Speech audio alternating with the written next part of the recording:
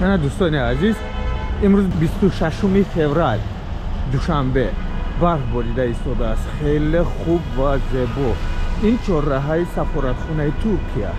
یعنی این سفارتخانه ترکیه و این چهارراه کینوتئاتر وطن اون طرف وطن کینوتئاتر اون طرف زیلونی بازار این طرف سامانیا و این سفارتخانه ترکیه اون طرف وطن کینوتئاتر مغازه واریس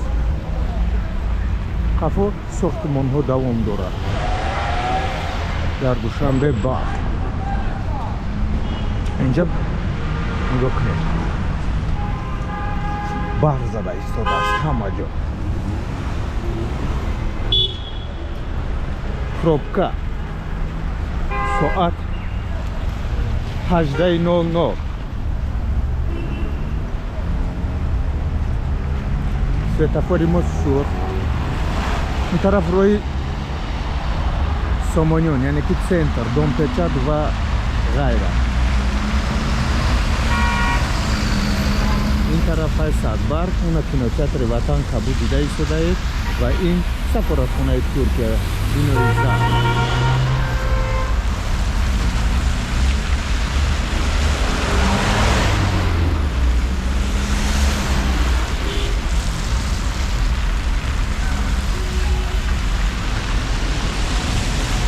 طرف زیلونی بازار میره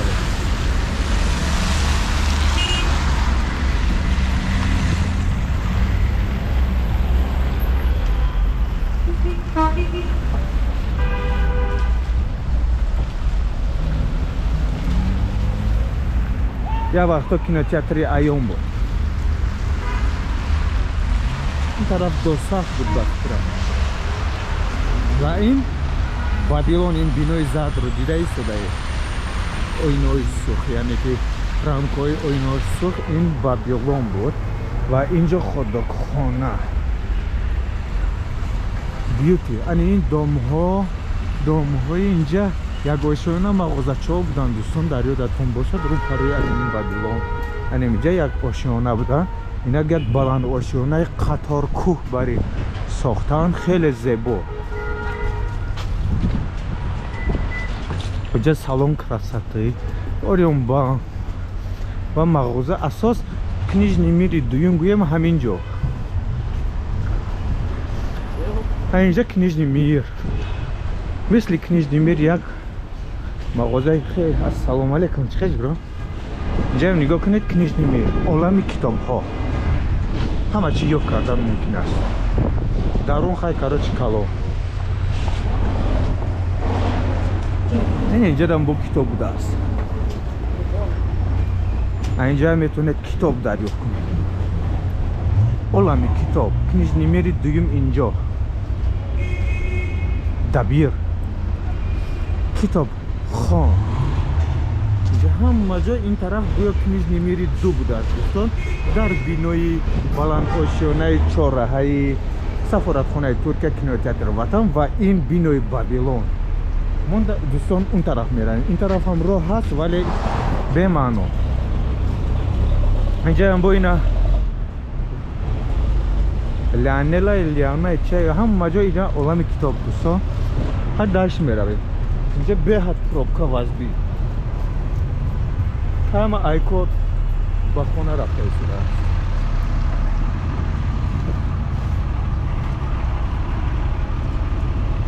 انو چای خونه را دیده ایستاده دوستان یک آشیانه اونجا هم آشای بامزه و بلذت است ما آشی نمیدونم که جدیه که آش خودم خیلی بامزه و این رو پروی ما اینجا یک رکلام نه اگنس پالیگرافی است و ان اینجا دوستان زکس خانه ناحیه شامنسور با فکرم خوشونه میدونه کسی فرزنددار است میدونه بخش ثبت اسنادی حالت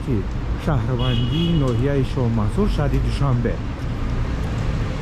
برف دیده دوستان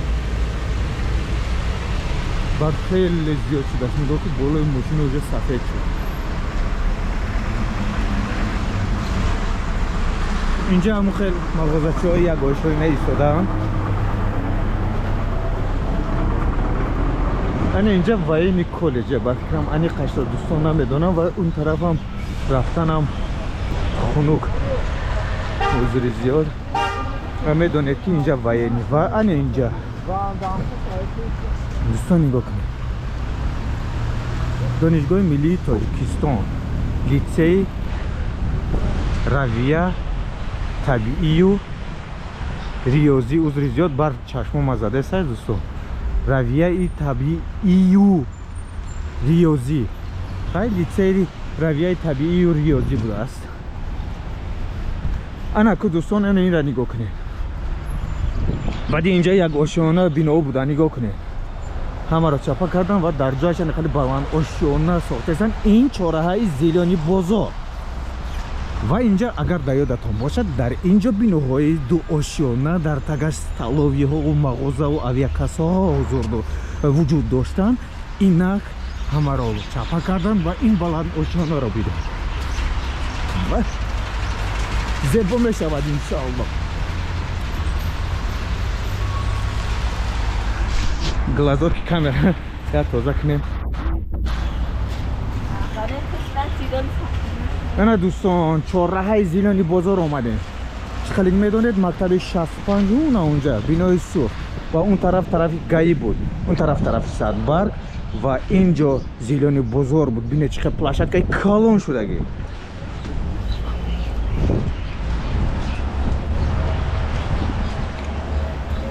اینجا بیناها بودن اینجا از این طرف ماشین ها می ایستادن ماشین می شستن ما هم یکی از آنها ماشین میشتن دیدین دوستان راه رو رئیس صدبرگ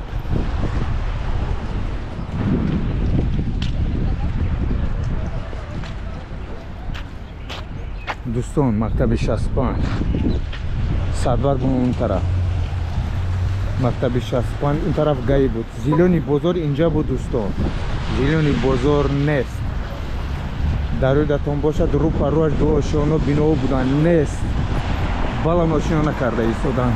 تاگه اینو با ستالوی بود و مغازه بودن اگر در یادتان باشد اون طرف اوجه خرید تمام کردن این طرف اوجه نیمش آمدگی نصیب باشد خیلی با حشمت شده ایستاده است نگاه کنید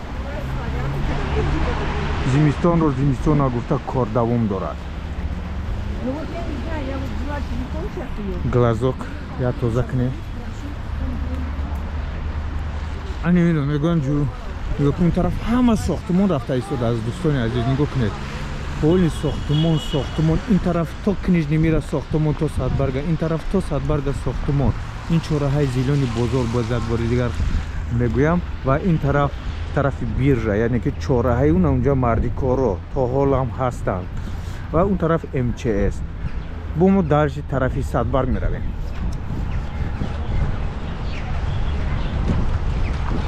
چهارراه زیلانی بازار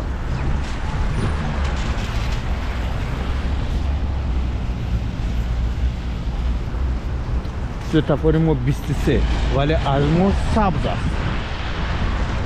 15 دقیقه ثانیه این طرف 65 بود گفته بوده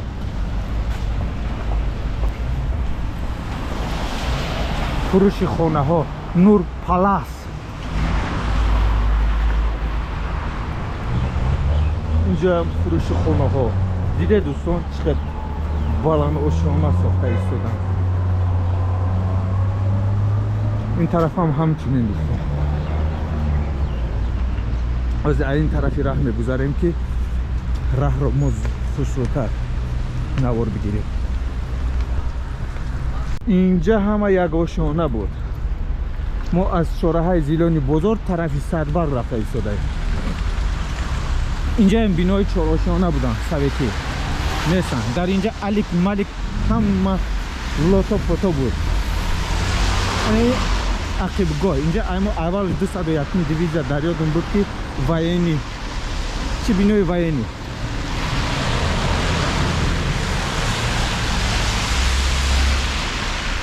اینجا هم دو آشیانه بودن نه هم برهم دادن اینجا هم تگرز لوتا بود و چند مغازه و سامبوسه خونه بود. اینک دوستان عزیز دیده ایستاده بینای کنیژنی میر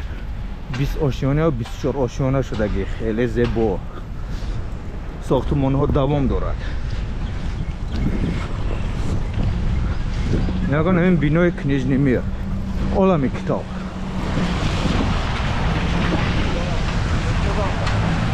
سربر را دیده ایستاده. اینجا بینای دو آشیانه بودن. نسان ساختمان ها دوام دارن. نگاه کنید خیلی زیبا شده ایستاده است. عقیبگاه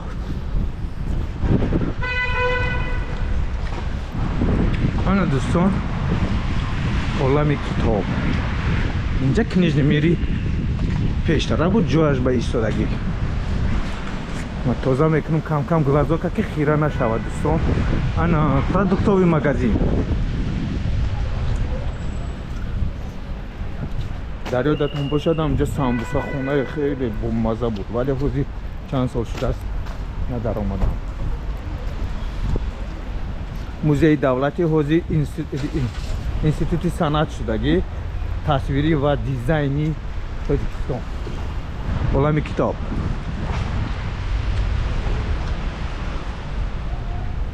زیلانی بازار اون طرف.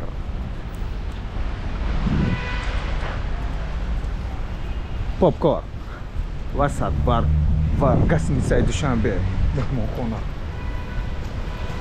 اینجا دوستان مغازه گلوس داریم. لباسای کودکانه، مردانه، زنانه الدرش در یک مغازین جای کرده شده است. این بینای کنیژنی میر این چهاره ها گفته بودیم.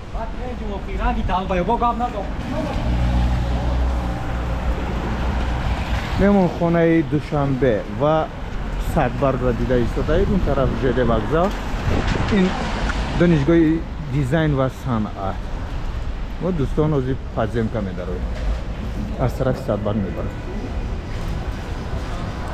من دوستان پادزم که در اومده این پادزم که صدبر دوستان از اینجا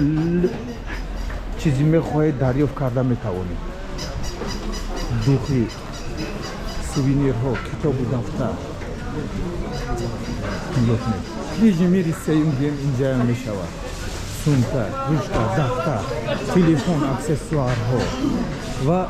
کلید ساز. دوخی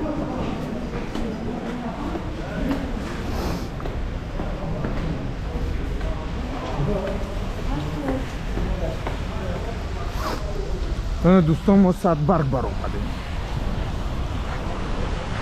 این صدبرگ مرکز سودای صدبرگ مستر اسماعیل کانسر داشته است. دویم چیزلو 25 سال در چی؟ صحنه دامی وطن دوستان. ساعت بینوی دانشکده دیزاین و صنعت و طرفی صدبرگ رفته ایستاده ایم. امروز 26 فوریه برف گفته.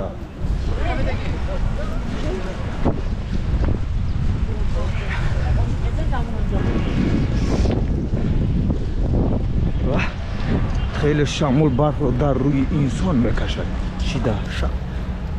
باز من همینجا رو میگویم دوستان پیرسکی خونه نه هست.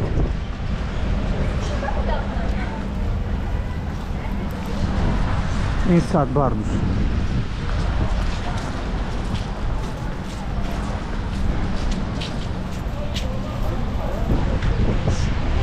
دوستان با شما موفقیت و سربلندی اینک